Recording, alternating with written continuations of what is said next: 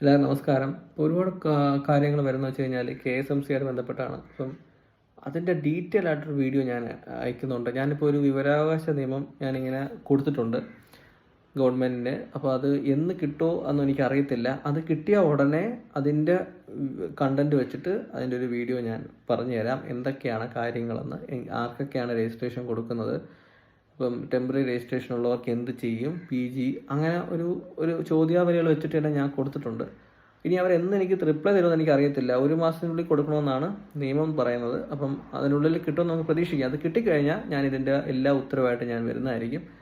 അപ്പോൾ അതായിരിക്കും കുറച്ചുകൂടെ ഒരു എന്താ പറയുക, ഓതൻറ്റിക് ആയിട്ട് അവരുടെ നിന്ന് നമുക്ക് വിവരാവകാശ നിയമപ്രകാരം കിട്ടുന്ന ഇൻഫർമേഷൻ വളരെ ഓതൻറ്റിക് ആയിരിക്കും. അപ്പം അത് വെച്ചിട്ട് ഞാനൊരു വീഡിയോ ചെയ്യുന്നതായിരിക്കും. കാരണം ഒരുപാട് കമൻറ്റുകൾ ഈ സമയത്ത് എനിക്ക് തോന്നുന്നു കഴിഞ്ഞ ഒരു മാസമായിട്ട് എനിക്ക് കേരള സ്റ്റേറ്റ് മെഡിക്കൽ കൗൺസിലോട്ട് ബന്ധപ്പെട്ട് ഒരുപാട് മെസ്സേജ് അയക്കുന്നുണ്ട് പലരും.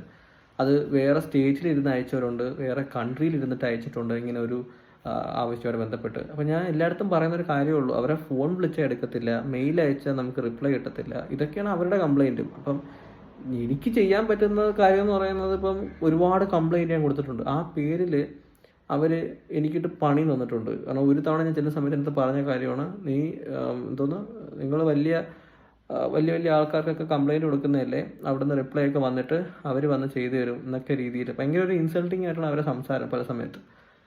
കുറ്റം പറഞ്ഞിട്ട് കാര്യമില്ല. കേരളത്തിൻ്റെ ഒരു ഗവൺമെൻറ്റിൻ്റെ വർക്ക് കൾച്ചർ അങ്ങനെയാണ്.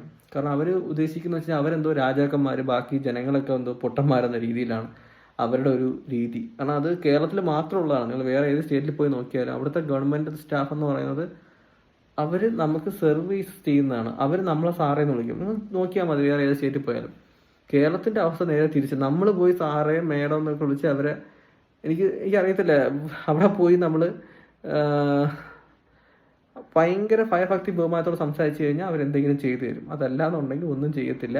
അല്ലെങ്കിൽ പിന്നെ അത്രയ്ക്ക് ക്യാഷോ പവറോ ഒക്കെ ഉള്ള വ്യക്തികളാണെങ്കിൽ കാര്യം നടക്കും. അതാണ് അവസ്ഥ എന്ന് പറയുന്നത്. കുറ്റം പറഞ്ഞിട്ട് കാര്യമില്ല. അത് മാറണമെങ്കിൽ എന്താ പറയുക, അങ്ങനെ മാറി തോന്നില്ല. നമ്മുടെ ഒരു വ്യവസ്ഥയായിട്ടങ്ങ് അലിഞ്ഞു ചേർന്നിരിക്കുകയാണ്. അതാണ് അവസ്ഥ എന്ന് പറയുന്നത്. അപ്പം വിവരാവകാശ നിയമത്തിൻ്റെ ഒരു ഫുൾ ഡേറ്റ വന്ന ശേഷം നമുക്കത് വെച്ചിട്ടൊരു നല്ലൊരു ലെന്തി വീഡിയോ ആയിട്ട് തന്നെ വരാൻ പറ്റും. അപ്പോൾ ഫുൾ ഡേറ്റ ഞാൻ പറഞ്ഞു തരാം. എന്തൊക്കെയാണ് അവർ, എങ്ങനെയൊക്കെയാണ് അവർ രജിസ്ട്രേഷൻ കൊടുക്കുന്നത്, എത്ര സമയം എടുക്കും, എന്തൊക്കെയാണ് പ്രൊസീജിയർ കാര്യങ്ങൾ, പിന്നെ അങ്ങനെയുള്ള എല്ലാ കാര്യങ്ങളും, പിന്നെ എൻ്റെ കുറച്ച് പേഴ്സണൽ കാര്യങ്ങൾ ലൈക്ക് നീറ്റ് PG ഞാൻ എങ്ങനെ MD എക്സാം എഴുതും അതിനെപ്പറ്റി കാര്യങ്ങൾ, പിന്നെ SRshipൻ്റെ കാര്യങ്ങളെപ്പറ്റി ഞാനൊരു 10-20 ക്വസ്റ്റ്യൻ്റെ പുറത്ത് ഞാൻ അയച്ചിട്ടുണ്ടെന്ന് തോന്നുന്നു. അപ്പോൾ അതിൻ്റെ റിസൾട്ട് വരുന്ന സമയത്ത്, അതിൻ്റെ അവരുടെ ഒരു ഔട്ട് വരുന്ന സമയത്ത് നമുക്കത് നോക്കാം എന്തൊക്കെയാണ് അതിനകത്തുള്ളതെന്നുള്ള കാര്യം. സോ